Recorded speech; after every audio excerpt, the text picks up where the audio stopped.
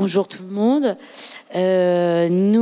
Merci d'être là déjà. Nous allons commencer cette journée par une table ronde, l'art de conférer, enseigner la littérature au défi de l'engagement. Table ronde avec Myriam Marach-Gouraud et Julien Roux, qui sera animée par Anne de Brosse, maître de conférence à l'Université de Poitiers, à qui je laisserai la parole juste après vous avoir présenté la journée.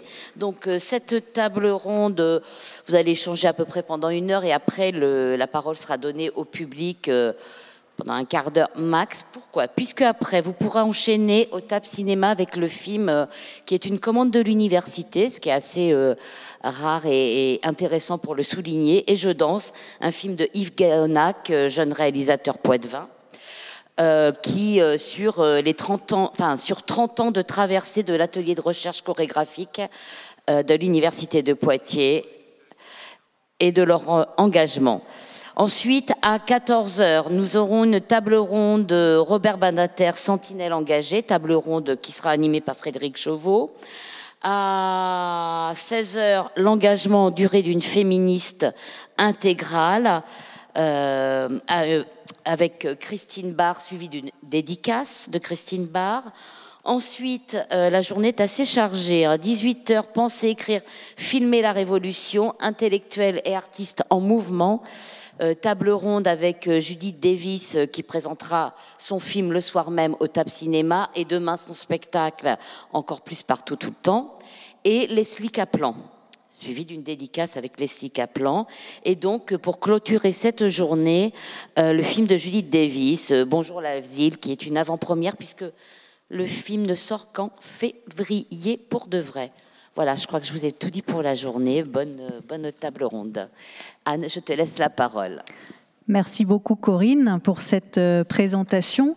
Alors je vais l'enrichir en présentant d'abord Myriam Marach-Gouraud, donc qui est professeure de littérature française du XVIe siècle à l'Université de Poitiers. Et ses travaux portent sur Rabelais, l'écriture des savoirs et des mirabilia à la Renaissance. Elle a fait un gros travail d'édition sur Rabelais, puisque il y a la totale, c'est ça, aux éditions bouquins, qui date de 2022. Et aussi dans des formules plus segmentées, par exemple Gargantua, c'est chez Garnier-Flammarion. Et elle travaille donc les mirabilia, tout ça, sur des sujets qui sont très intrigants, je trouve, puisque le titre de son dernier ouvrage, c'est L'homme-objet. Donc beaucoup de suspense dans cette formulation. Et elle est investie aussi dans la cité, si on peut dire, et ça rejoint un autre motif d'aujourd'hui sur l'engagement, puisqu'elle a co-organisé ici même à Poitiers en 2013, au musée Sainte-Croix, l'exposition La licorne et le bézoard, et ça aussi, ça fait rêver. Julien Roux, mais ça fait rêver aussi. Donc, maître de conférence en linguistique et stylistique aussi à l'Université de Poitiers. Il a travaillé sur la ponctuation et en particulier le point de suspension. Il a d'ailleurs publié un ouvrage intitulé « Poétique du point de suspension » et il s'intéresse à toutes les formes de langage informulé. Il réfléchit sur la notion de latence dans l'imaginaire contemporain et aussi en lien avec notre table ronde de ce jour, peut-être en parlera-t-il, point de suspension. Il a écrit, coécrit avec Stéphane Bicchialo, Au nom du réalisme, aux éditions Utopia, qui porte sur la question des mots d'ordre et plus particulièrement de l'injonction au réel, de l'injonction au réalisme. Mais j'espère bien que nous aurons le temps d'en entendre un peu plus. Donc, il me revient de vous poser les questions, en charge difficile, mais moins que la vôtre, puisque il va vous revenir de nous présenter qu'est-ce que l'engagement finalement pour des enseignants-chercheurs. Et en fait, les premières questions qui me sont venues à l'esprit, c'est pourquoi parler d'engagement en études littéraires, puisque nous sommes en littérature, notamment parce que les études littéraires aujourd'hui sont moins attendues sur la question de l'engagement que d'autres disciplines comme l'histoire, la sociologie, qui semblent plus en prise avec notre société actuelle. Donc, comment nos disciplines se prêtent-elles à un engagement, finalement ? Et question subsidiaire, Myriam, tu travailles sur la littérature, Julien sur la langue. Y a-t-il, à votre avis, aussi des petites différences entre vos deux engagements ? Alors, merci pour cette question. Alors, pour les différences, on verra une fois qu'on aura répondu. En fait, donc, je peux commencer par parler de la littérature française du XVIe siècle. Parce que, effectivement, si s'engager, c'est défendre des valeurs, c'est le cas dans la littérature du XVIe siècle. Alors, je peux parler, par exemple, si on veut remettre un peu en contexte, des valeurs humanistes, c'est-à-dire le fait de croire en l'unité du genre humain, par-delà les différences, cette passion pour le savoir, pour l'Antiquité, cette façon de recevoir justement les textes antiques et de se consacrer à l'étude des langues anciennes, à la traduction, qui permet la confrontation des textes, donc ce qu'on appelle la philologie, qui est au fondement même de la démarche intellectuelle d'un humaniste. Cette démarche-là est considérée, au temps d'Erasme, comme un salut pour l'individu. C'est-à-dire qu'on ne mérite le nom d'homme que si on se consacre entièrement au fait de se cultiver, relire et comprendre différemment ce qui a été écrit avant nous. Il y a aussi l'idée donc d'une dignité de l'homme qui doit être non seulement cultivée, mais peut-être même conquise, en préservant plusieurs valeurs fondamentales. On peut citer la liberté, l'antidogmatisme, la liberté qui est défendue par exemple par quelqu'un comme la Boétie dans le discours de la servitude volontaire. En dehors même de la liberté, préserver et cultiver l'usage de la raison et la mesure en toute chose. Donc éviter les excès, et là on revient à la question aussi du dogmatisme. Donc en fait on se retrouve avec un contexte où les hommes de lettres posent des autorités, les désignent, identifient parmi les auteurs antiques les auteurs auxquels il faut se référer et s'autorisent ensuite à les interroger, à les confronter, en accordant toute la place possible à la nuance, à l'enquête, à la pensée. Et donc cette contestation ou confrontation pondérée, cette façon de réfléchir avec les textes et en avançant par rapport à eux, c'est vraiment une démarche intellectuelle qui mérite aujourd'hui d'être remise au goût du jour, alors que parfois on se demande dans les débats d'aujourd'hui quelle est la place pour la nuance et comment donner le temps à la pensée de s'exprimer. Donc cette façon, enfin pardon pour cette introduction peut-être un peu longue, mais c'était pour poser un contexte essentiel, un contexte fondateur sur le monde culturel et la façon de concevoir l'intellectuel, le métier d'intellectuel, je dirais presque. Et puis par ailleurs, ce qu'il faut citer aussi à la Renaissance et qui va amener à l'engagement, ce sont disons plusieurs bouleversements culturels. J'en citerai deux, peut-être un troisième plus tard pendant notre discussion. Le premier bouleversement culturel dont il faut parler, c'est la découverte du Nouveau Monde, cet événement qui bouleverse les consciences et qui exige que l'on se pose la question de savoir comment s'accommoder de l'altérité, comment la penser, comment la comprendre et comment faire avec. C'est pour ça que je parle d'accommodation. Ça, c'est un premier bouleversement essentiel qui va faire couler beaucoup d'encre.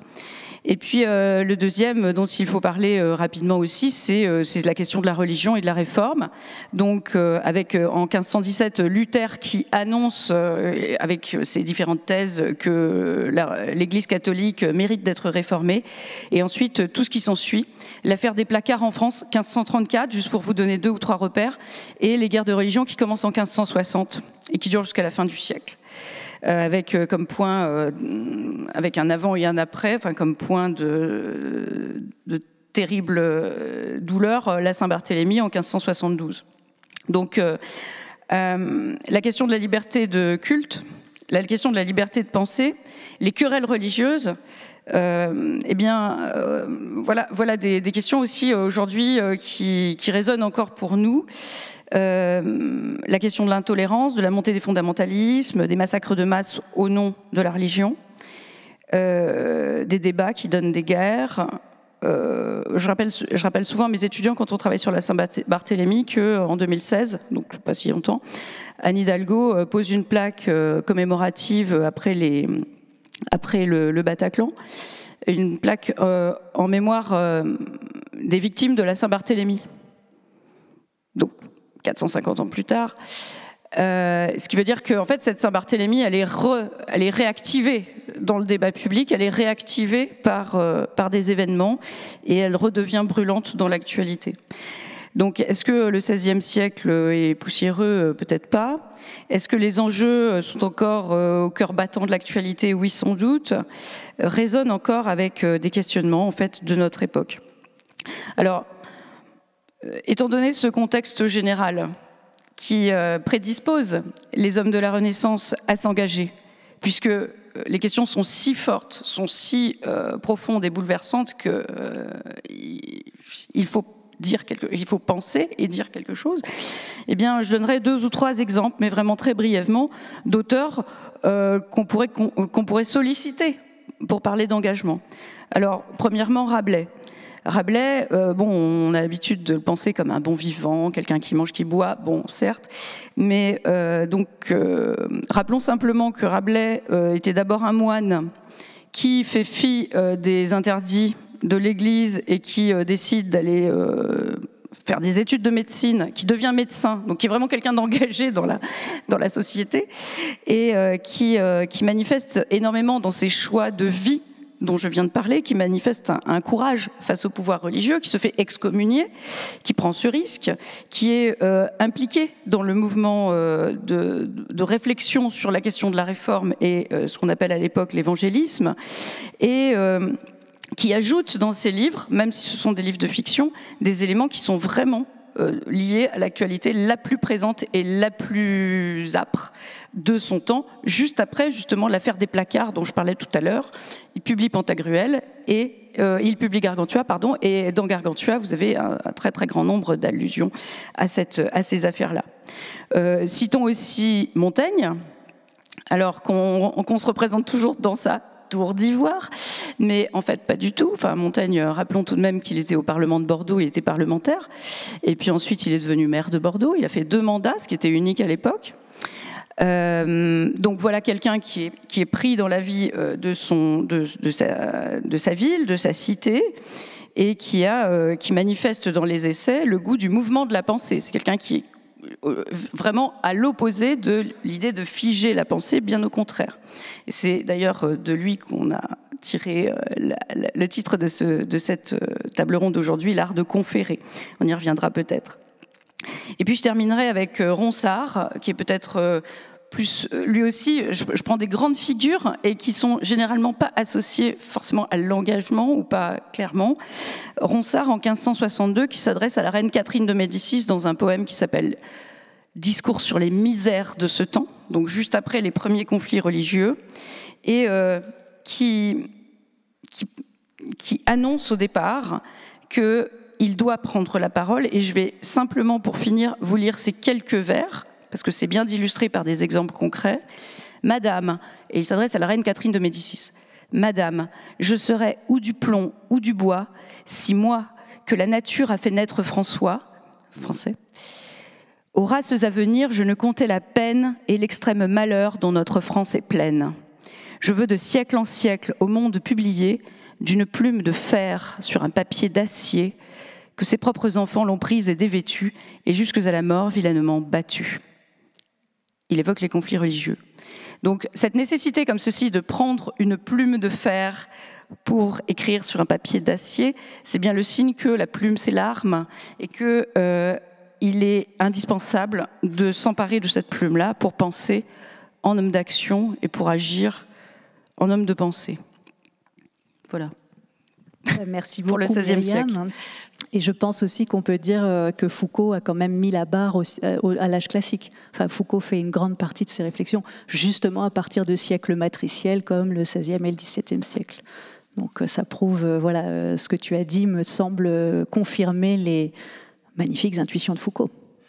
Donc Julien, peut-être as-tu autant de choses à dire, voire plus ? Je ne sais pas. Ce qui est sûr, c'est que moi, au départ, je suis spécialiste de ponctuation, comme tu l'as dit. Enfin, j'ai travaillé d'abord sur la ponctuation, donc on peut se demander un peu quel rapport avec le thème d'aujourd'hui, avec le thème de cette semaine. Mais en fait, il est sur l'affiche, le rapport. Je me suis quand même étonné de voir ce point d'exclamation dans cette main brandée, enfin ce point. Qui me fait dire que peut-être que l'engagement, c'est aussi une façon de mettre des points d'exclamation dans son discours, dans son cours, dans sa vie peut-être. Voilà, pour faire le lien. Mais bon, sur la question plus large du langage, évidemment, à partir du moment où on travaille sur le langage, où on commence à se positionner par rapport à la langue, par rapport au discours, ça devient politique et ça devient difficile de ne pas avoir une idéologie derrière, enfin un positionnement un peu... je citerai Hannah Arendt qui disait à partir du moment où le langage est en jeu, la situation devient politique parce que c'est le langage qui fait de l'homme un être politique. Donc il y a plein de conceptions, il y a plein de façons d'appréhender la langue déjà à un premier niveau. On peut concevoir le langage comme quelque chose d'un outil un peu neutre qui sert à communiquer, donc une approche assez fonctionnaliste en fait. On se servirait du langage voilà, pour... Le sujet pourrait disposer du langage. Et puis, il y a une conception plus sociolinguistique qui veut que le langage, en fait, n'est pas neutre, que c'est quelque chose qui a déjà servi, qu'il est pénétré d'intention, qu'il est traversé par un autre discours, et que le sujet est un peu moins maître, finalement, de son discours. Il est plutôt effet de son discours. Bon, ça, c'est des considérations un peu théoriques, voilà, mais qui déjà, en fait, traduisent vraiment un positionnement, un vrai positionnement idéologique qui a ensuite plein de conséquences. Donc ça c'est pour le rapport à la langue. Et puis évidemment quand on est plutôt dans le méta-langage, c'est-à-dire quand on fait de l'analyse de discours, moi je fais de l'analyse de discours politique et médiatique en cours et un peu dans la recherche aussi, on est obligé aussi de se poser ces questions-là. L'analyse de discours, c'est une discipline qui est traversée par plein de courants différents. Depuis une approche qui considère qu'on peut être relativement neutre, objectif, amodal, transparent, c'est-à-dire s'en tenir à une description rigoureuse des faits de langue scientifique sans aller jusqu'à l'interprétation et le positionnement. Donc on pourrait avoir une approche un peu neutre comme ça. Et puis à l'autre bout du spectre, je pense notamment au courant de l'analyse critique des discours, courant qui revendique là, pour le coup, un vrai positionnement politique, une forme d'activisme militant dans cette pratique. Donc on voit bien que le spectre est très très large. Il y a même aussi des courants qui considèrent que finalement, là, peu importe l'engagement de l'enseignant-chercheur, l'analyse de discours en elle-même est déjà une forme de positionnement, c'est déjà aussi un parti pris. Donc le spectre est très très large et on avait organisé il y a quelques années, juste avant le Covid, un colloque justement sur cette thématique en invitant les enseignantes-chercheuses et les enseignants-chercheurs à réfléchir à leur positionnement en analyse du discours. Et on était reparti de cette phrase de Michel Pêcheux en 83 qui disait à partir de quand une interprétation peut-elle faire intervention? Et c'était vraiment un colloque très réflexif, en fait, où chacun s'interrogeait sur sa pratique. C'était très, très intéressant de voir qu'il y avait plein de sensibilités différentes, plein de façons d'appréhender l'analyse du discours. Donc voilà, à partir du moment où effectivement on s'intéresse à la langue, au langage, au discours, il y a une idéologie derrière. Alors soit on fait comme si elle n'existait pas et on maintient une sorte de paravent ou de vernis de neutralité, soit on l'assume, on l'explicite et ensuite on peut en parler. Et justement, là, vous avez parlé de recherche en partie, colloques, etc. Mais il y a aussi la question de la transmission, parce que l'université n'est pas un lieu étanche, c'est aussi un lieu où on enseigne, c'est aussi un lieu à partir duquel on parle. Et on a vu donc que les corpus du XVIe siècle pouvaient pâtir tu as utilisé le mot poussiéreux aussi, hein, donc oui, c'est un peu l'image aussi qu'on peut en avoir, même si tu as bien montré que c'était une idée reçue avant tout. Mais il y a un écart quand même entre ce que l'on peut faire justement et aussi bien les étudiants que la société civile en général. Et est-ce qu'il y a un écart? Quel est-il? Comment peut-on le combler lorsqu'on s'adresse notamment à des étudiants, puisque l'enseignement évidemment est aussi un engagement. Peut-être que ça vous pourrez aussi le dire selon vos propres mots d'ailleurs. Ok, je peux rebondir là-dessus parce que c'est vrai que donc je fais aussi de la stylistique, c'est-à-dire que voilà, en cours on pratique la stylistique, l'analyse du style d'un auteur et plutôt de la stylistique contemporaine en ce moment. Et donc la question du corpus se pose assez rapidement. Il y a tout un courant aujourd'hui de la littérature qui revendique un rapport au réel assez fort, une forme de politisation en fait, une littérature qui rejette un peu le formalisme pour aller vers un contre-discours, une sorte de proposer un autre storytelling par rapport au storytelling dominant. Donc, est-ce qu'on investit ou pas cette littérature-là, par exemple? Et bon, pour juste une petite anecdote, il y a une étudiante il y a quelques temps, il n'y a pas si longtemps, qui est intervenue en cours pour me faire part de sa fatigue ou de sa lassitude et même de son agacement à avoir passé sa scolarité à écouter de vieux mâles blancs parler d'œuvres écrites par des vieux mâles blancs. Bon, c'est le genre de remarque qu'on peut entendre en cours, pas toujours facile à encaisser. Même si là, il y avait, je pense qu'elle parlait de son parcours en général. Moi, en l'occurrence, mon corpus a été essentiellement composé d'autrices, mais à la limite, peu importe quand on est. Et tu étais jeune. Et j'étais pas si vieux, ouais, aussi. Voilà, a priori, mais bon. En tout cas, on peut comprendre ce sentiment-là. C'est vrai, il y a un canon scolaire, littéraire. Donc, ça nous amène aussi à nous interroger. Et c'est vrai que mon corpus, peut-être qu'aussi j'étais tributaire d'un enseignement que je reproduisais d'une certaine façon, sans forcément interroger le corpus, le canon, parce que pour nos étudiants, à partir du moment où on leur propose des œuvres, ça va constituer pour eux aussi leur canon littéraire, en fait. Donc, il y a cette responsabilité-là. Et je me suis rendu compte qu'effectivement, mon corpus était aussi très métropolitain, en fait, très franco-français, que j'investissais assez peu. La francophonie, notamment stylistique, il y a quand même des choses très, très intéressantes à faire du côté nord-américain, du côté de l'Afrique de l'Ouest.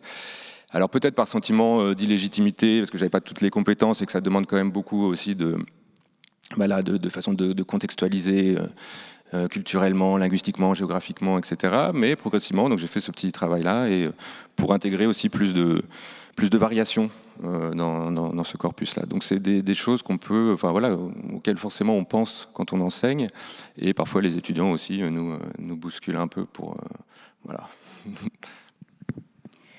Oui, moi je pense que globalement, ce qui se passe surtout, c'est que, et c'est de ça qu'il faut qu'on soit de plus en plus conscient, c'est que les conditions de réception ont changé.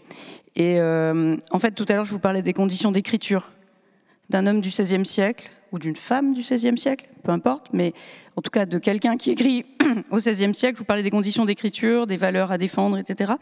Mais aujourd'hui, dans quelles conditions est-ce qu'on lit ça ? Et donc, les conditions de réception vont vraiment, disons, avoir une importance dans la manière dont nous appréhendons ces corpus, ces textes-là. En particulier, on ne va pas être sensible aux mêmes choses. Mais même, on ne va pas être sensible aux mêmes choses qu'il y a 10 ans. C'est-à-dire que ça va très très vite, en fait, l'évolution des sensibilités. Et alors, en règle générale, un lecteur du XXIe siècle devant un texte du XVIe siècle, il a un problème d'accommodation presque visuelle, puisqu'il y a un problème d'orthographe, de graphie, etc. Mais c'est pas ça qui m'intéresse tout de suite. C'est surtout que, en fait, dans notre enseignement, ce dont on va s'apercevoir, c'est que certaines audaces, par exemple, d'un auteur du XVIe siècle, vont passer totalement inaperçues aujourd'hui. Et à l'inverse, certains éléments qui paraissaient alors absolument anodins pour la culture de la Renaissance nous choquent. Voilà. Et donc, vous avez une espèce de, comme ça, toujours d'ajustement à faire pour essayer de recontextualiser, et c'est bien sûr notre travail en tant qu'enseignant, Par exemple, je vous donne simplement un petit exemple sur une audace qui passe totalement inaperçue aujourd'hui. Par exemple, si je reprends juste quelques mots de Rabelais. Rabelais, à un moment, s'en prend violemment à la faculté de théologie. C'est la Sorbonne, qui était la faculté de théologie. Et il attaque leur obscurantisme, leur dogmatisme. Et pour cela, il va faire une petite liste comique de termes en rapport avec la Sorbonne. Donc il va commencer, pour condamner les théologiens, il va commencer par dire qu'ils sont sophistes, puis ensuite il continue sa liste. Sorbillon, sorbonagre, sorbonicole, sorbonigone, sorboniforme, sorbonisec, niborcisant, borsonisant, saniborsan. Voilà la liste.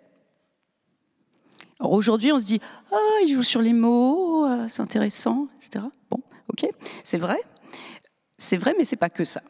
Et en fait, ce qu'il fait là, c'est un énorme coup de poing, c'est un énorme coup de pied dans la fourmilière, c'est quelque chose que personne ne s'autorise à faire à son époque, c'est le seul à le faire. Et pour le coup, le livre est censuré, le livre est interdit, il faut, s'il veut le republier, c'est dans Pantagruel, s'il veut republier Pantagruel, 10 ans plus tard, il est obligé d'enlever tout ça. Il laisse seulement le premier mot, sophiste. Sophiste, ça fait pas trop peur à l'époque, on n'est plus avec Socrate, où les sophistes c'était vraiment le pire. Là, sophiste, c'est pas inaperçu. Et il est obligé d'enlever tout le reste. Donc ça, par exemple, voilà une audace énorme de Rabelais, qui aujourd'hui passe comme une lettre à la poste. À l'inverse, des éléments de l'ordre de l'obscénité qui vont mettre en cause des femmes dans leur intégrité, où il y a des éléments qui peuvent être associés à la question du viol et des violences de cet ordre-là. Ça ne passe évidemment pas du tout aujourd'hui, alors qu'à l'époque, ça faisait plutôt rire. Et que c'était pas grave, et que c'était vraiment une façon d'en parler, une façon de raconter quelque chose autour de cette question-là. Donc là, on se retrouve avec cette espèce d'écart où le rire n'est pas le même aujourd'hui, où le rire ne se porte plus sur les mêmes objets, et où, dès lors, qu'est-ce qu'on fait de ça, nous, en tant qu'enseignants ? Qu'est-ce qu'on choisit de, par exemple, est-ce qu'on doit s'auto-censurer ? Est-ce qu'on doit enlever ces passages qui pose problème à certains étudiants, à la sensibilité de certaines étudiantes ou de certains étudiants. C'est une vraie question. C'est une vraie question. Moi, je la résous en essayant de trouver les moyens de faire encore lire ces textes-là malgré leurs difficultés, parce que je me dis que si à l'université on ne peut plus lire ces textes, enfin déjà si à l'école on peut plus les lire, si au collège, si etc. on peut plus les lire, en fait on les lira plus jamais. Donc après tout, il me semble que la littérature c'est aussi le moyen de former des citoyens à rencontrer la différence, à rencontrer des choses qu'ils n'auraient pas eu l'idée ou eu l'envie d'aller trouver. Et voilà ce que je me dis, au fond, c'est peut-être aussi à nous, en tant qu'institution universitaire, de continuer à porter ces textes-là, même s'ils paraissent irrévérencieux. Il ne faut pas oublier que cet espace-là, il est fermé dans certains pays, c'est-à-dire il y a certains pays où à l'université, on n'est pas libre de choisir ses corpus. Donc tant qu'on peut encore le faire, faisons-le. Et puis l'idée étant pour moi plutôt de poser des questions que d'apporter des réponses. C'est-à-dire si un étudiant, une étudiante me dit qu'il n'aime pas, elle n'aime pas, ne supporte pas, est dans une situation comme ça, dans une réaction de choc ou de révolte, posons-nous la question de ce qui se joue là-dedans, en fait. Et voilà, il me semble que, en fait, si les textes, si on fait en sorte que les textes ne dérangent plus, on n'a plus cet art de l'ambiguïté qui est celui de la littérature. Enfin, en fait, rien n'est blanc et tout blanc ou tout noir. Même, je sais pas moi, quelqu'un comme Monte Cristo, c'est pas un héros simple. Madame Bovary n'est pas une héroïne dont on peut dire c'est bien ou c'est mal. Donc la question est pas là, mais surtout la question est de trouver le moyen de rencontrer des choses qui nous sont différentes, qui nous bouleversent d'une certaine manière, non pas pour trouver forcément des réponses, mais pour réussir à se poser des questions. Voilà. Oui, c'est vrai que ces questions-là sont souvent difficiles aussi, non seulement vis-à-vis des étudiants, mais aussi des collègues, effectivement, puisqu'il peut arriver en colloque ou quoi, que nous étudions des textes difficiles, violents, sexuellement, aujourd'hui, ça passerait plus du tout, évidemment, et tant mieux. Mais c'est vrai que c'est aussi un objet d'étude et pour ma part, je fais partie d'un projet sur le harcèlement sexuel, l'historicisation du harcèlement sexuel, et évidemment que ces textes-là font l'objet de notre recherche justement pour pouvoir contextualiser, resituer et permettre de meilleures connaissances sur le sujet et comprendre comment on en est là aujourd'hui. Donc il y a aussi, je pense, cette notion-là qui peut jouer. Mais ça nous amène justement à la question de notre engagement. Qu'est-ce que c'est ? Puisque tu as fait la différence avec d'autres universités à l'international, enfin, d'autres milieux universitaires, on sait que les universités françaises et les universitaires en France bénéficient d'une liberté d'expression totale. Il y a une indépendance intellectuelle qui est même une obligation. Hein, les établissements doivent nous la certifier. Il y a une possibilité d'expression, de pluralisme des opinions, possibilité aussi d'engagement public, y compris dans des débats politiques. Tant que nous sommes évidemment dans le respect des lois. Voilà. Mais donc, tu as aussi évoqué la question de l'autocensure à l'instant.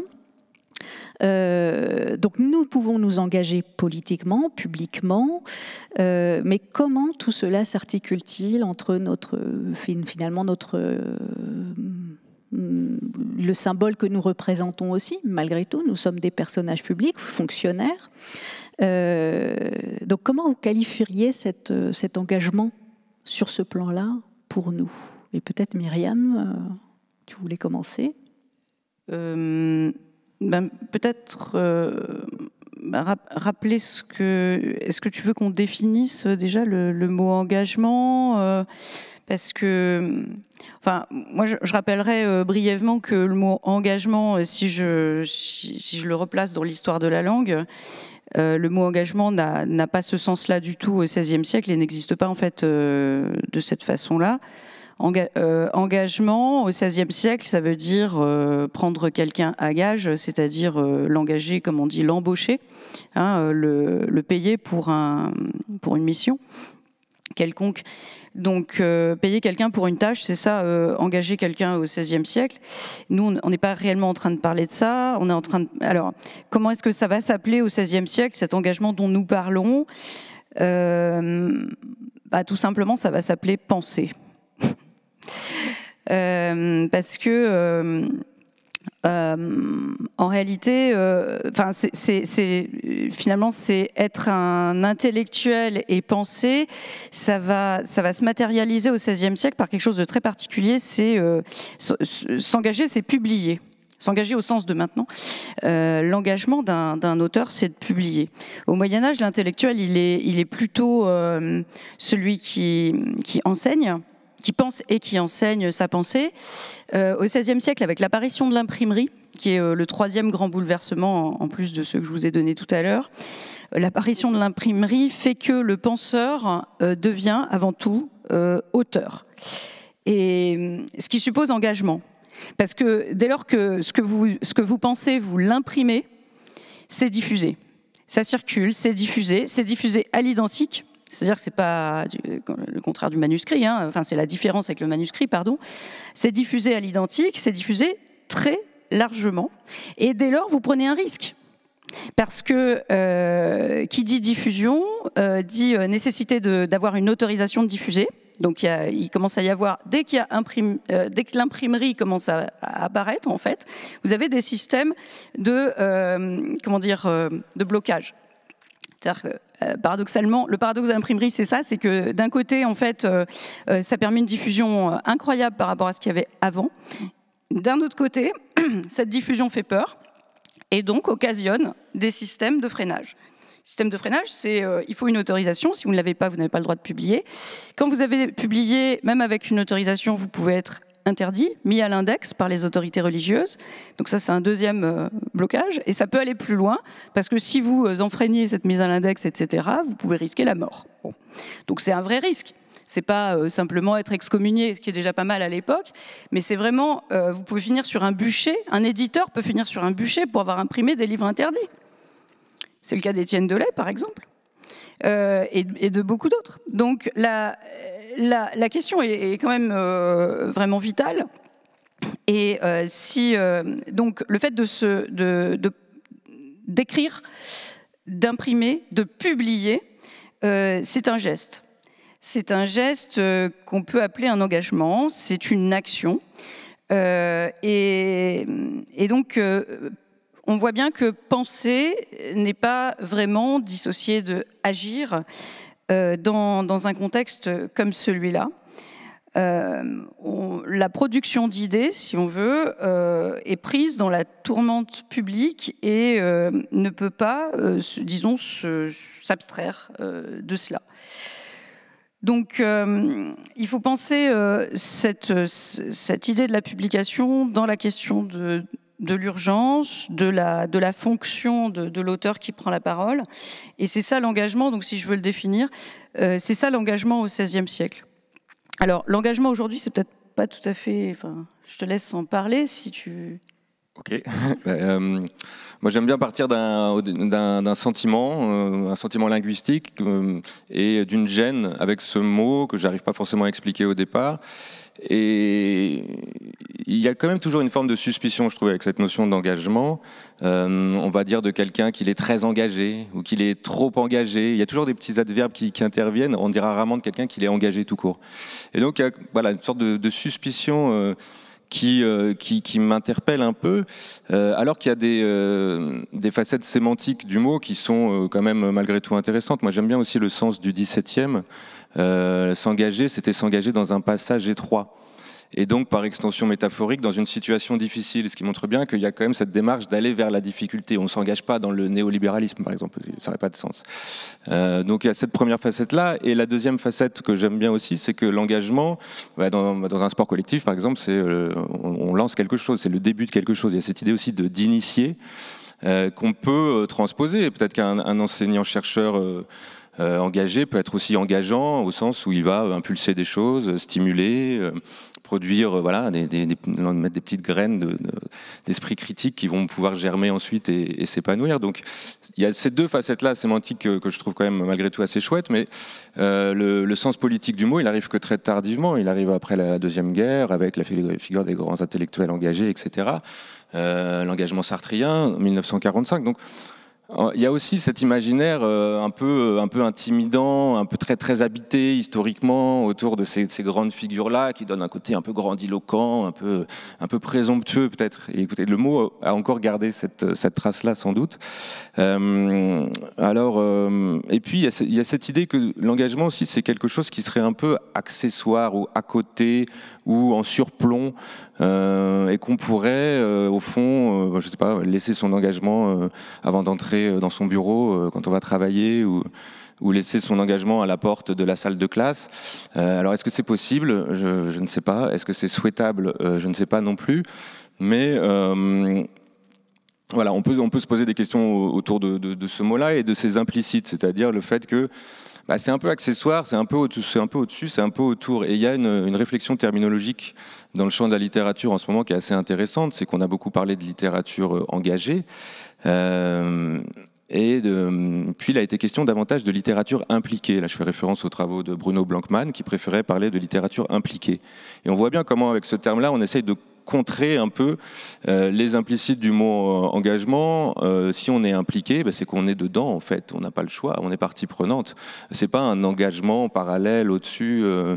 Et puis c'est plus horizontal, c'est un peu plus modeste peut-être que l'engagement. Donc l'engagement comme mouvement, peut-être pas forcément, il n'y a peut-être pas de mouvement à faire, peut-être qu'on est dedans, qu'on le veuille ou non. L'engagement comme position de surplomb, peut-être qu'on peut l'envisager de façon plus horizontale. Voilà. Et maintenant, il y a une nouvelle terminologie aussi. Il y a un ouvrage qui vient de paraître là aux éditions Amsterdam qui s'appelle La littérature embarquée de Justine Hutt. Et qui montre bien en fait qu'il y a une réflexion terminologique, mais ça dit quelque chose de ce que le mot engagement peut véhiculer de façon plus ou moins implicite. En fait, on est embarqué. Voilà. Donc à partir de là, il faut bien qu'on compose avec et puis qu'on se positionne. C'est vraiment, si je peux juste rajouter quelque chose, c'est vraiment intéressant parce que cette façon de dire effectivement littérature engagée, impliquée, embarquée, ça vient de plus en plus apporter cette association, vraiment cette soudure, quoi. Enfin, je sais pas comment dire ça, mais cette fusion. Et ça revient. Moi, la question parfois m'est posée par les étudiants, est-ce qu'il y avait des écrivains engagés au XVIe siècle ? En fait, il n'y avait pas d'écrivains non engagés, quoi. En fait, dès qu'on prenait la parole, on était engagé d'une manière ou d'une autre. Les guerres de religion dont je parlais tout à l'heure, vous êtes forcément soit catholique, soit protestant, et du coup, vous parlez d'un certain point, vous parlez à une certaine place. Et ça, donc ce côté embarqué, c'est-à-dire sous emprise de l'histoire immédiate, c'est vraiment intéressant, je trouve, embarqué ou impliqué. Ouais. Embarqué, je le trouve très bon. Ouais. Alors, parmi les mots qui font florès actuellement, puisque vous savez qu'il y a un débat sur justement l'indépendance de pensée des universitaires, etc. Bon, il y a eu quand même aussi de la part d'un certain nombre de côtés, une accusation de wokisme. Et donc, je propose qu'on passe 1 minute, pas plus, parce que je pense que ça fait partie, c'est un terme évidemment moins évocateur que embarqué, engagé, etc., mais qui, comme il est très actuel, nécessite à mon avis que vous en disiez 2 mots. Ok. Alors après, on pourra peut-être lier ça à la question de la neutralité, pour le coup, mais sur le mot en lui-même, ça fait partie de ces mots qui servent moins à qualifier qu'à disqualifier, je dirais déjà, au sens où, pour l'instant, on le revendique pas encore complètement, mais il peut y avoir très rapidement un retournement de stigmate qui fait qu'on pourra bientôt peut-être se dire wokiste, peut-être qu'on peut le dire déjà dès maintenant. Donc ça, c'est la première chose, de même que voilà, politiquement correct, enfin tous ces termes-là qui sont uniquement utilisés pour discréditer. Personne, a priori, encore va se revendiquer. Donc bon, sur le mot lui-même, à la limite, moi, ce qui m'intéresse plus, c'est la rhétorique qui va avec. Et ce qu'on peut faire en cours parfois, notamment de décortiquer une petite phrase, par exemple l'islamo-gauchisme gangrène nos universités. Donc là, on voit un peu tous les mécanismes un peu manipulatoires qui est à l'œuvre derrière des petites phrases comme ça. Où je me souviens d'une couverture du Figaro Magazine aussi, avec un enfant qui se prenait la tête comme ça en regardant un tableau. Il y avait marqué « École, comment on endoctrine nos enfants ?» Et en dessous, décolonialisme, antiracisme, lobby LGBT, enquête sur une dérive bien organisée. Et là, c'est intéressant de voir comment aussi il y a une sorte de petite rhétorique un peu conspirationniste, complotiste, comment on endoctrine nos enfants, une dérive bien organisée. Et puis si on pousse la logique jusqu'au bout de ce discours-là, finalement, on déplore qu'on enseigne l'antiracisme. Donc ça veut dire quoi en fait, qu'on est anti-raciste si on pousse un petit peu loin le curseur. Donc voilà, ce qui m'intéresse plus, c'est plutôt essayer de déconstruire ce discours et cette rhétorique plutôt que le mot lui-même, même s'il n'est pas inintéressant et qu'il y a eu toute une évolution. Wokisme pour ne pas dire islamo-gauchisme, pour ne pas dire judéo-bolchevisme comme on le disait il y a quelques décennies. Donc voilà. Oui, moi je ne dirais rien de plus intelligent que ce qui vient d'être dit. Je pense qu'effectivement, c'est un grand sac fourre-tout dans lequel on met beaucoup de choses. Pour moi, c'est une nouvelle forme de mise à l'index. C'est disqualifiant, comme tu le dis très bien. Une mise à l'index vis-à-vis de ceux dont on ne veut pas entendre la parole parce qu'on la juge politiquement incorrecte ou dérangeante. On aurait pu appeler ça l'hérésie ou ce qu'on voudrait. En fait, c'est un discours réducteur pour moi, qui sert à condamner, qui n'est pas constructif, et donc à titre personnel, dont je ne veux pas être prisonnière. Voilà. Alors justement, la question de la neutralité, en effet, est liée à cela. En effet, l'opinion commune... Et c'est vrai que c'est juste aussi, hein. On imagine qu'un scientifique, un chercheur, c'est quelqu'un qui est forcément objectif. 2 + 2 = 4, 2 + 2 n'égale pas 5. Hein. Donc, que pensez-vous de cela? Et pour reprendre ce que disait le texte de présentation de ces journées Michel Foucault, l'engagement assure sa dignité, quels sont les ressorts qui vous amènent à vous mobiliser? Est-ce que vous avez vraiment un désir de faire bouger les lignes dans notre société? Modestement, hein, il ne s'agit pas, voilà, mais ça rejoint la problématique aussi de la visibilité de ce que l'on fait, finalement, nous, enseignants-chercheurs. Oui, sur la question de la neutralité qui est intéressante et tout le monde se la pose. En fait, il n'y a pas un champ aujourd'hui qui n'est pas en train de réfléchir à un positionnement. Est-ce que, alors pour nous, pour l'enseignement ou la recherche, est-ce qu'on peut avoir un enseignement qui soit neutre, qui soit transparent, qui soit amodal, comme je le disais tout à l'heure, un peu comme l'écriture blanche que fantasmait Roland Barthes, une absence de style. Il y a souvent, quand on évoque cette idée-là, on va aller chercher Max Weber et on va parler de neutralité axiologique. En fait, cette idée que le savant, l'intellectuel, devrait faire preuve de neutralité axiologique, c'est-à-dire d'absence de jugement de valeur. En fait, être neutre, ne pas prendre position. Donc Max Weber, c'est un sociologue allemand, c'est en 1917 qu'il propose cette conférence. Neutralité axiologique, c'est une traduction. Quand on regarde en fait ce que dit Max Weber vraiment, parce que c'est souvent brandi comme argument d'autorité, la neutralité axiologique, quand on regarde ce que Max Weber dit vraiment, en fait, il ne dit pas du tout que le chercheur, que le savant, que le scientifique n'a pas à se positionner. Au contraire, il dit que, il faut avoir conscience des valeurs qui nous meuvent, que l'on a intégrées et qui ont une incidence sur notre façon d'être, donc vraiment les valeurs qui nous meuvent. 2, les expliciter, les rendre visibles le plus possible pour qu'au moins il n'y ait pas de tromperie sur la marchandise. Et 3, montrer comment ces valeurs, ce rapport aux valeurs, nous a aidés, nous, en fait, en tant que dans notre pratique professionnelle, mais peut-être aussi au-delà, nous a permis de prendre position, de donner du sens, en fait, de comprendre les choses un peu mieux. Enfin, et je pense que si aujourd'hui on prend la peine de se retrouver dans une salle de cours tous les jours, non, pas tous les jours, mais voilà, quand même pour discuter, c'est essentiellement autour de ça. C'est comme ça que ça a du sens, en fait, parce que sinon le contenu on le trouve partout. Donc si à un moment on met pas un peu de nous-mêmes à dire voilà ce que je pense, voilà pourquoi je le pense, et voilà pourquoi ça m'a aidé dans mon parcours, dans ma vie, ça sert à rien.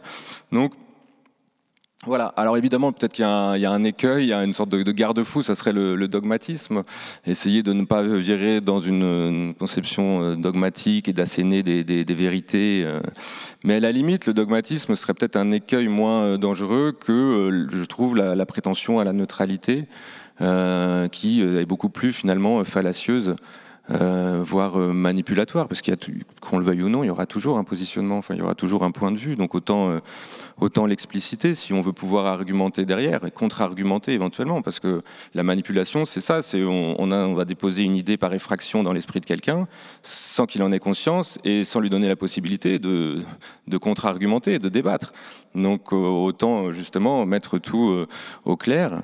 Et même pour le côté scientifique, alors un autre Weber, c'est Andreas Weber, j'avais pris cette citation dans un court manifeste qui s'appelle Réensauvagez-vous. Andreas Weber, il est biologiste et philosophe, et il a ces phrases-là qui sont justement en lien avec ce que j'évoque, c'est « La science prétendument neutre cimente des structures de pouvoir invisibles ».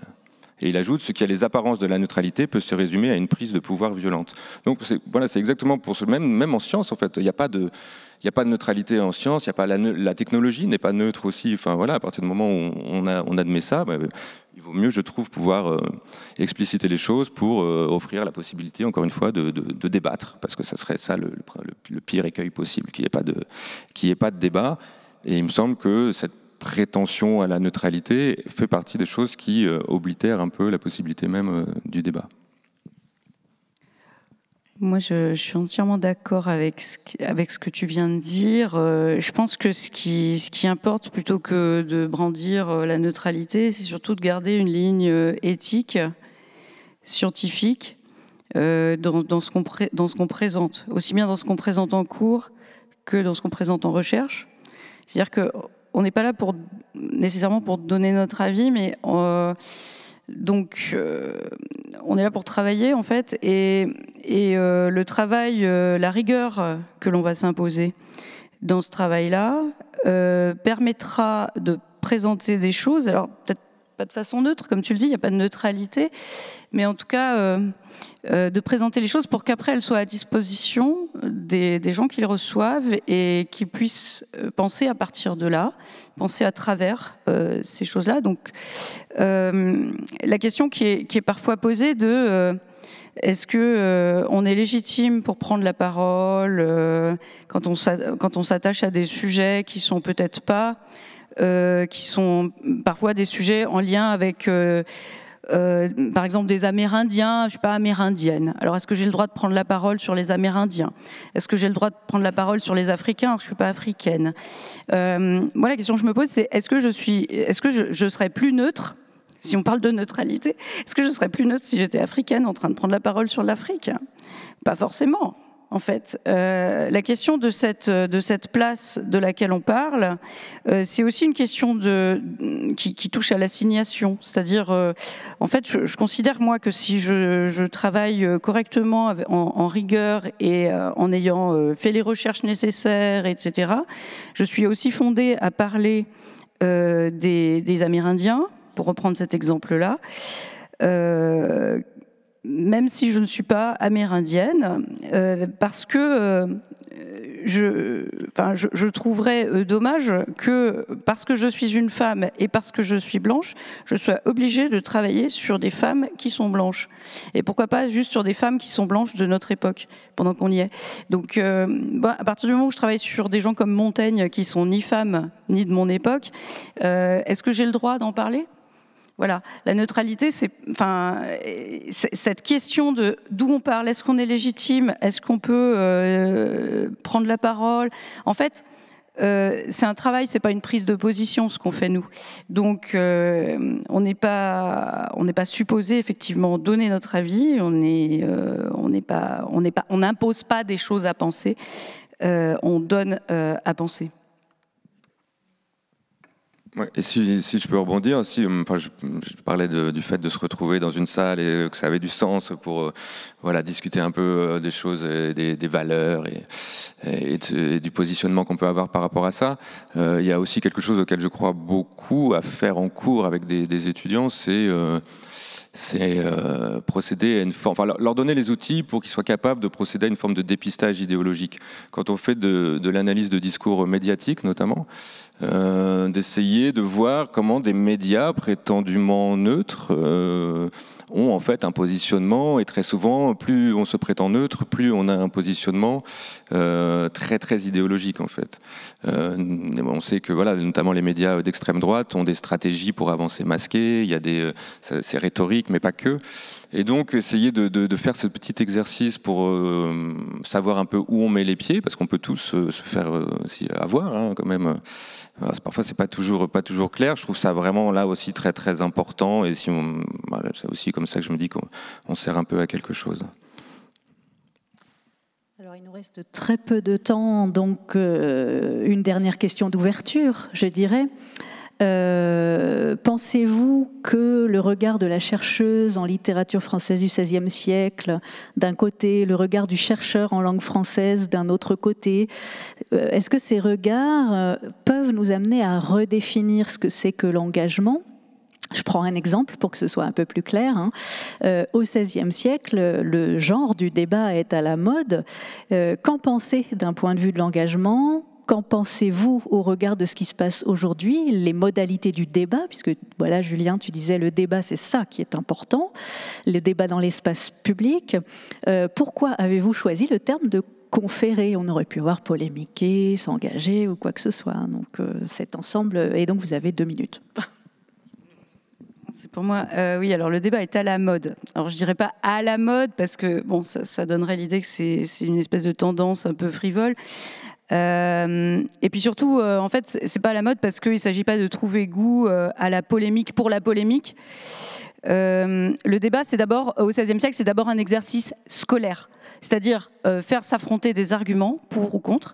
C'est un exercice qu'on pratique à l'école pour pouvoir se mettre dans la peau du contradicteur et confronter comme cela les différents points de vue, les différents arguments. Et donc, quand on confronte les arguments, on sort de soi-même, on se décentre un peu, parce qu'on n'adopte pas que son propre point de vue. C'est ça qui est source de richesse. Donc, bien sûr, le débat, c'est ce qui va permettre cet enrichissement. Et cet échange d'arguments, en fait, s'inscrit dans une recherche dialectique d'un point de sortie du conflit. C'est-à-dire quand vous avez des arguments pour et contre, il y a un moment où il va falloir dénouer cette espèce de frontalité là, de face à face, et sortir donc du face à face stérile de j'ai raison, tu as raison, qui a raison. Et donc sortir ce que j'appelais tout à l'heure le dogmatisme, c'est-à-dire sortir d'un point de vue trop étriqué pour s'ouvrir à l'autre. Donc le débat, c'est une méthode d'investigation, en fait. C'est une recherche, une mise à l'épreuve des concepts, blanc, noir, on les met à l'épreuve, on les met en doute, c'est ce que fait Montaigne dans les Essais, par exemple, et puis à ce moment-là, on peut commencer à réfléchir. Et Montaigne dit j'ai la chance d'être né dans un siècle non mou.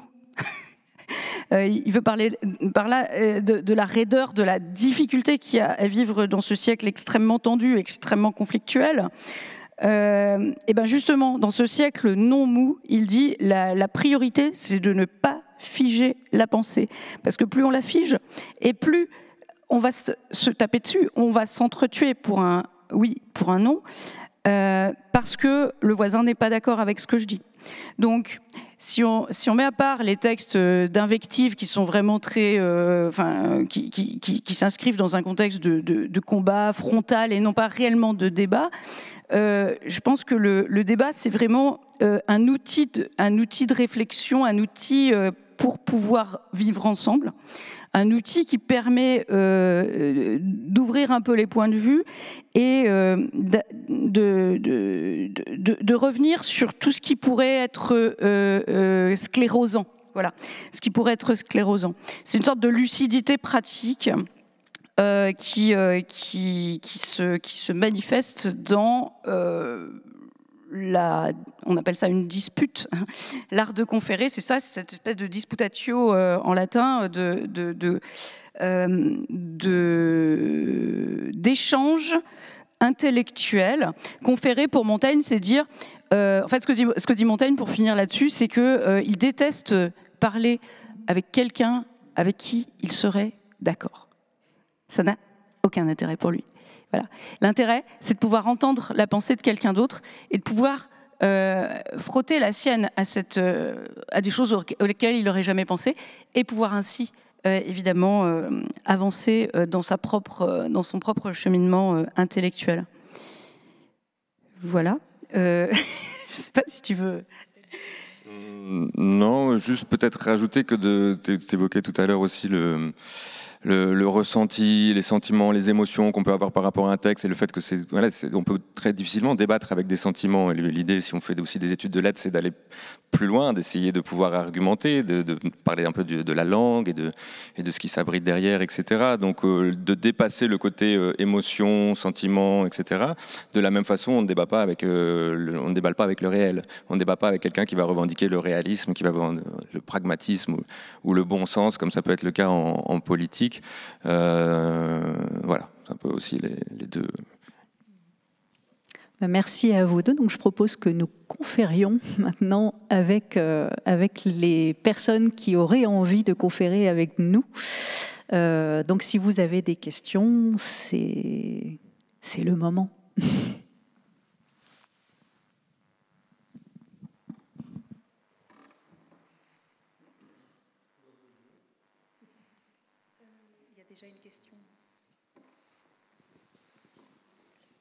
Oui, j'avais une question au niveau de la neutralité, parce que il y a quelques semaines, on a voulu se réunir avec un certain nombre d'étudiants sur la question de la politisation de la fac, parce qu'on avait le sentiment de justement que l'université, c'était censé être un lieu où on débattait, on communiquait, on échangeait entre nous, et que on n'était plus reliés. Et qu'il n'y avait pas de lieu pour ça dans l'université. Et donc on s'est réunis, on s'est tous assis, on était une petite dizaine et on s'est assis en rond dans l'université, enfin dans la bibliothèque universitaire. Et on nous a demandé ce qu'on faisait au bout de 30 minutes. Et on a expliqué qu'on discutait de ces sujets-là. Et on a dit le mot politique. Et tout de suite, ça a fait peur. Et la dame qui nous a répondu, elle nous a dit « Non, mais la bibliothèque universitaire, c'est un lieu neutre. » Et je voulais savoir ce que vous pourriez répondre à ça. Enfin, qu'est-ce que ça vous évoque? Alors, sans rentrer peut-être dans le... Je ne maîtrise pas toutes les subtilités administratives et comment on peut faire valoir ça. Ce que je retiens, c'est l'idée que le mot politique fait peur. Ça, c'est quand même aussi assez révélateur. Le mot, il y avait le mot idéologie qui faisait déjà bien peur avant. Maintenant, c'est carrément le mot politique. J'ai l'impression qu'il y a une sorte de dégradation comme ça, progressive. Donc, oui, je pense qu'en tout cas, moi, je le vois comme ça. Je vois l'université comme un lieu possible de débat où ce type de rencontre et de conciliabule doit avoir lieu, en fait. Encore. Oui, moi je pense qu'on a rapidement, enfin c'est très rapide de faire des raccourcis à partir d'un mot sans trop savoir ce qu'il y a derrière, enfin ce que vous faites vraiment en fait. Si juste le mot politique vous chasse, c'est assez curieux.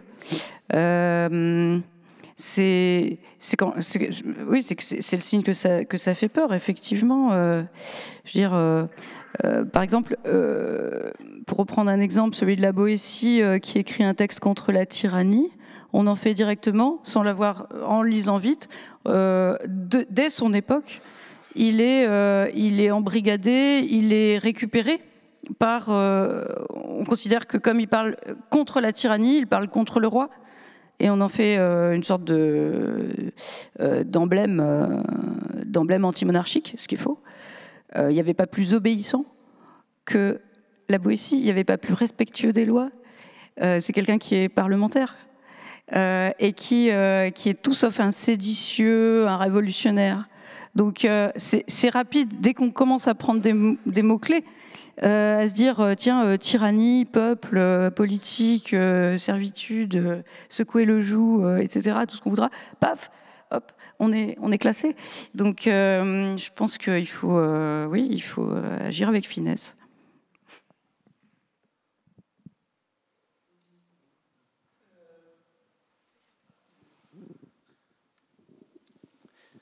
Tout à l'heure, vous avez parlé de débat et de combat. Là, après, c'est mon avis personnel. Je trouve qu'on bascule juste tout doucement vers le combat au lieu du débat dans notre société. Qu'en pensez-vous, en fait? Alors, c'est ma vision des choses. Hein. Moi, des personnes me l'ont dit ouvertement dans leur vie. Maintenant, c'est un combat. Alors, moi, ça me fait peur. Mais qu'en pensez-vous?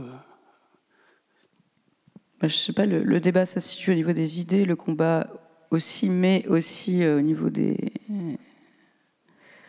la force physique. Je ne sais pas, il y a quelque chose de l'ordre de la... Enfin, Est-ce qu'on a encore le temps de réfléchir si on combat? Je ne sais pas, c'est peut-être un déplacement vers l'action. Qu'est-ce que tu en penses?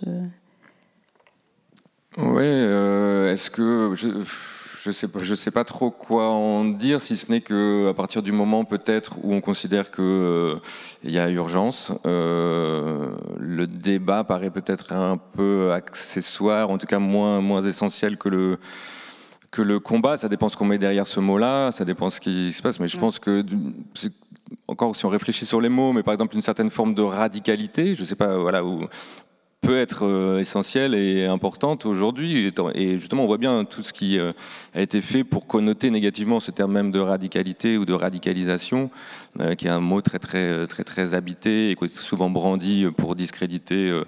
Voilà, où on va parler d'éco-terroriste, qui est aussi une façon de mettre du combat là pour le discréditer.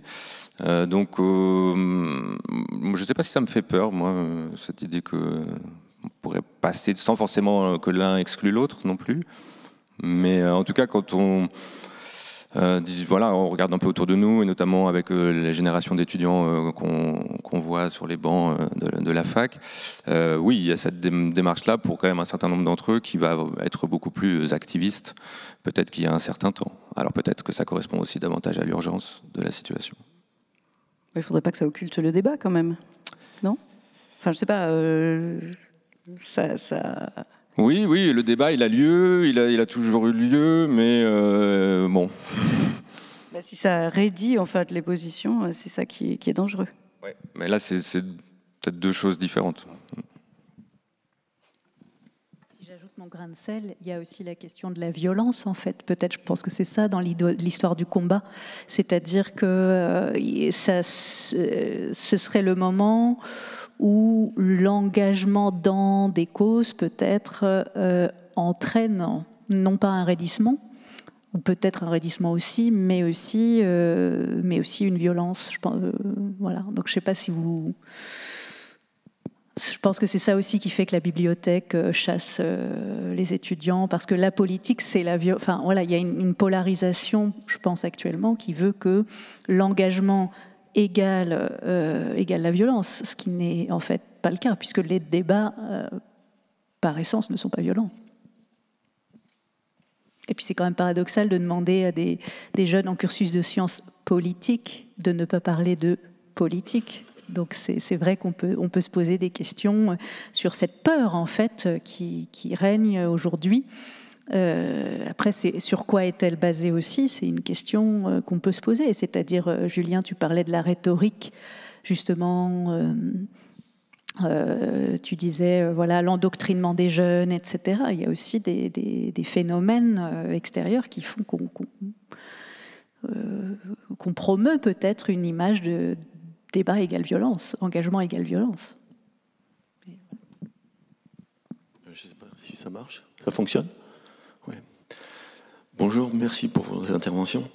J'ai une question par rapport à la transmission de connaissances. Vous produisez de la connaissance et vous produisez de la connaissance à l'université. Les enseignants dans le second degré transmettent des connaissances qui sont issues de vos travaux, etc. Mais on a le sentiment que vous pesez pas lourd par rapport à tout ce qui peut véhiculer, à tout ce que peuvent véhiculer les réseaux sociaux. Ma question, c'est est-ce que vous n'avez pas une part à prendre dans les réseaux sociaux pour contrebalancer tout ce qui peut circuler dans les réseaux sociaux qui sont très peu contrôlés, en fait? Merci pour votre réponse. Alors, bon courage pour contrebalancer tout ce qui peut circuler sur les réseaux sociaux. Non, peut-être pas tout. Mais au moins qu'il y ait un contre-discours ou d'autres intervenants qui peuvent peut-être amener un peu plus de raison, puisque j'ai l'impression que vous êtes dans le raisonnable. Merci. Je pense que c'est un métier à part entière. En fait, c'est un métier... moi, ça me paraît difficile de le faire, en plus de tout ce qu'on fait déjà. En fait, on a nos étudiants, on a la recherche, on a déjà des publics. C'est vrai qu'on n'a pas on a des publics restreints. On publie pas à des milliers d'exemplaires. On n'est pas lu par plus qu'une poignée. Il faut être réaliste, mais malgré tout, ça nous occupe déjà tellement que moi, ça me paraît difficile. Qu'en penses-tu, Julien, d'aller en plus ferrailler sur les réseaux sociaux? Ouais, enfin, c'est pas seulement Elon Musk, mais c'est juste, enfin, voilà, pour moi, c'est un métier à part entière. Enfin, c'est de la communication aussi, c'est de la médiation, c'est autre chose encore que ce qu'on fait déjà et pour lequel je crains qu'on n'en ait pas le temps.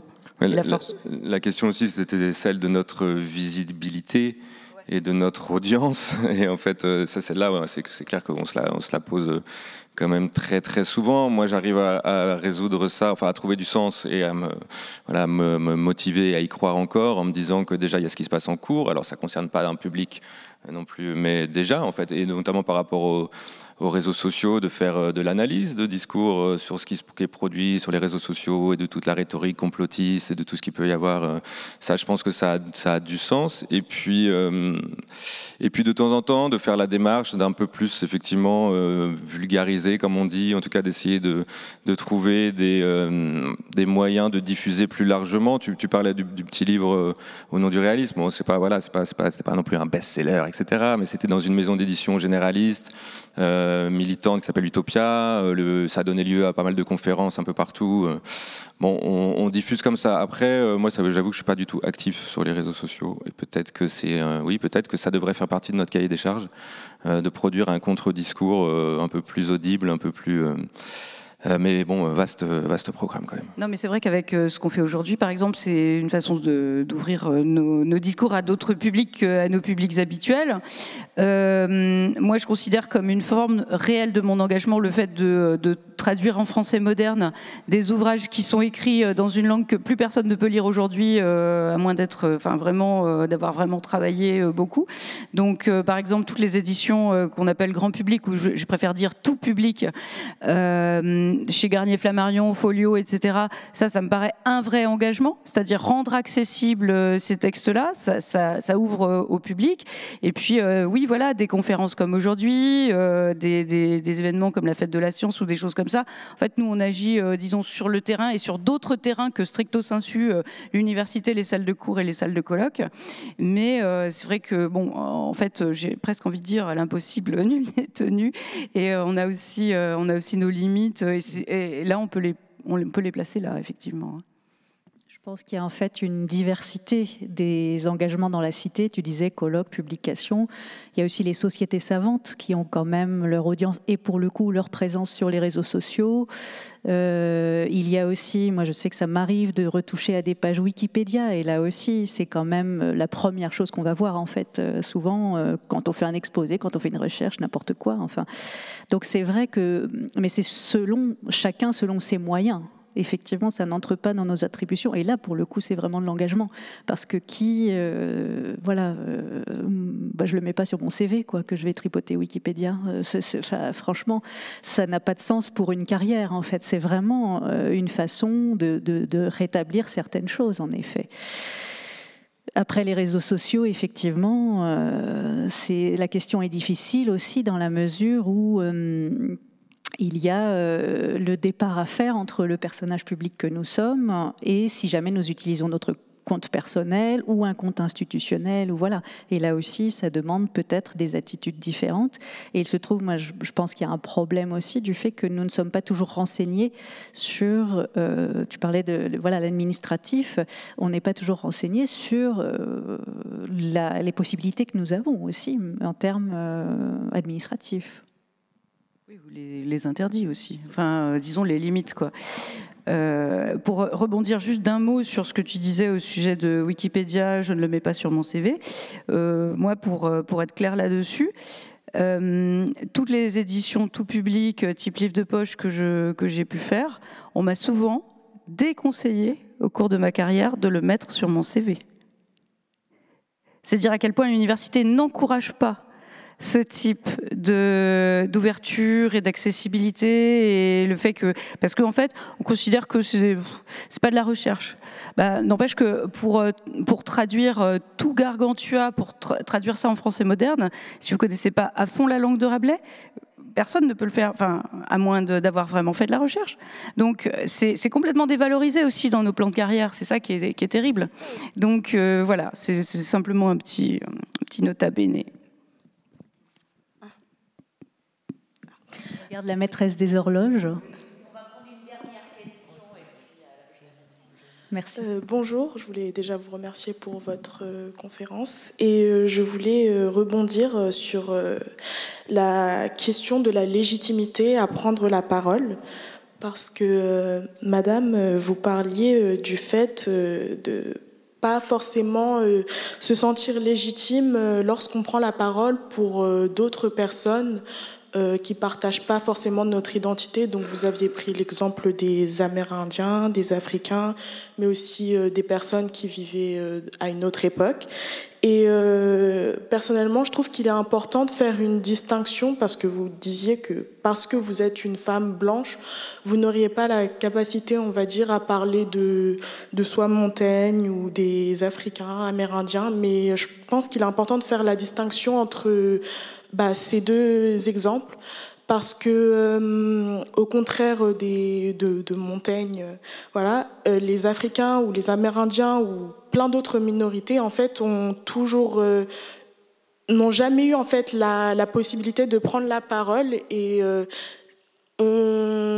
maintenant, en fait, qu'il y a cette possibilité de prendre la parole, les personnes blanches qui ont toujours pris la parole pour elles et enfin pas forcément de la bonne manière, vont en fait se sentir dérobés de ce droit de pouvoir parler de ces sujets, alors que par exemple, il n'y a pas du tout d'interdiction à parler de ça, mais c'est juste que il y a toujours eu cette habitude en fait d'effacer la parole des personnes qui n'ont jamais eu, et maintenant qu'elle est maintenant qu'il y a cette possibilité, on a l'impression qu'on enlève quelque chose aux Blancs qui ont toujours eu cette possibilité, au lieu de voir qu'on leur donne quelque chose en plus à ces minorités qui n'ont jamais eu la parole.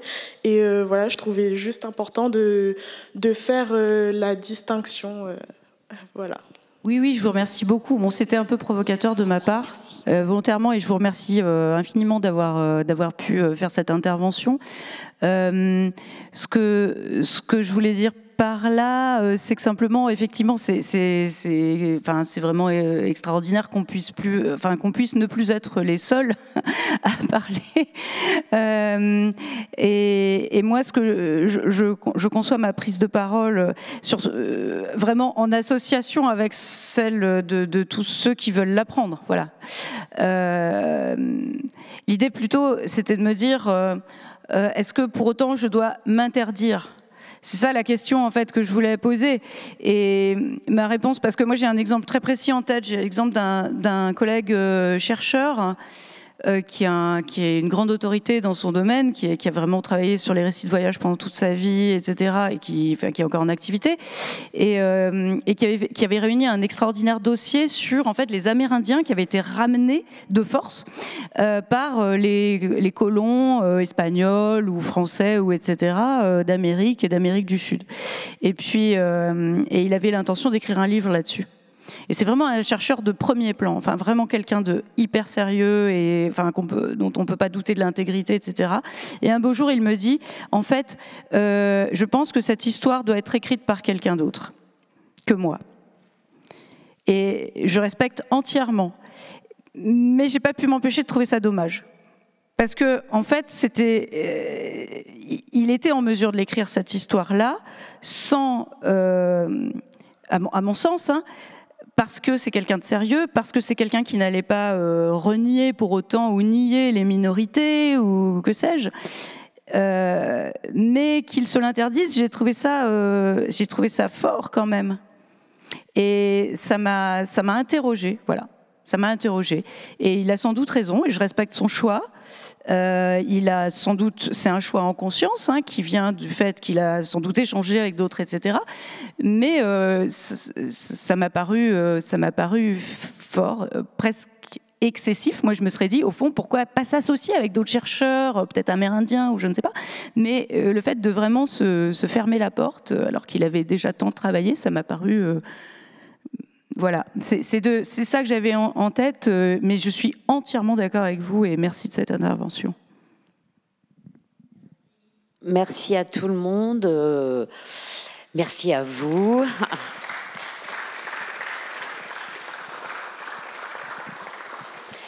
On va s'arrêter pour la pause déjeuner et pour ceux qui le souhaitent, à 14h, dans cette salle, une table ronde sur Robert Badinter. Merci.